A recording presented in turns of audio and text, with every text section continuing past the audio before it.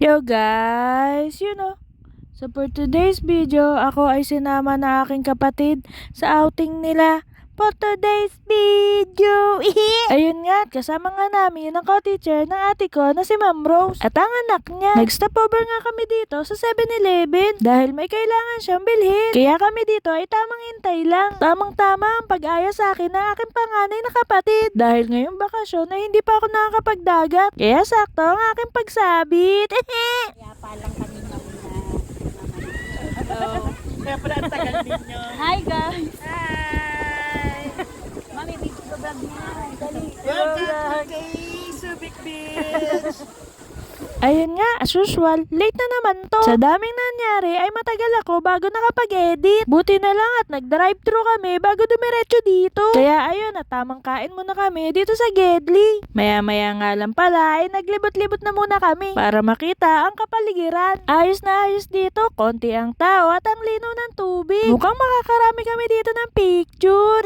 Lalo na ang panganay kong kapatid dahil gustong-gusto na lagi nagpa-picture kung saan-saan. Pero bago yun ay nag-video-video muna ako dito. Paisa munang montage. You and I were fated from the start, but I don't believe it. And who's to say you're the one? But I guess you just take all my stress. Yes, in my mind cannot rest. Blessed by you, I'm blessed by you.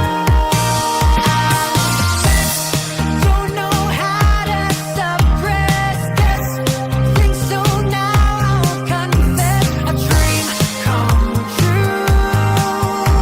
I'm blessed by you.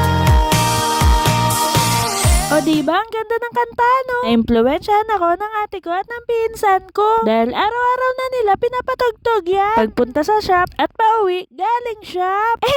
Grabing ganda talaga dito. Mabuti din na may part dito na bato-bato kaya nakapagpa-picture pa kami. Kung saan nga Instagrammable ay dapat pinupuntahan. Parang narinig ko na yun. Kasi ang totoo kung saan nga may masarap ay dapat pinupuntahan.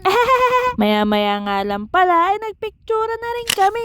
Kasi sayang naman ang ganda ng paligid kung hindi natin i-capture ang mga memories. Syempre hindi ako pauhuli. Minsan lang to at libre pa. Kaya salamat sa aking panganay na kapatid. Alam nyo ba na nagsabi ako sa kanya na magdala ng sunscreen? Pero nung sinabi ko sa kanya ay binalik lang din niya sa akin. Ang galing! Kaya tuloy ang nangyari sa mukha ko ay nasunog. Ayun si Ma'am Rose, magpapicture daw siya sa taas ng puno. Pero nag-aalala kami dahil baka malaglag siya. Pero ang galing pala niya umakyat. Dahil nung bata pa lang daw siya ay umakyat na talaga siya sa mga puno. Ayun nga at maya-maya nga ay nakababa na rin siya.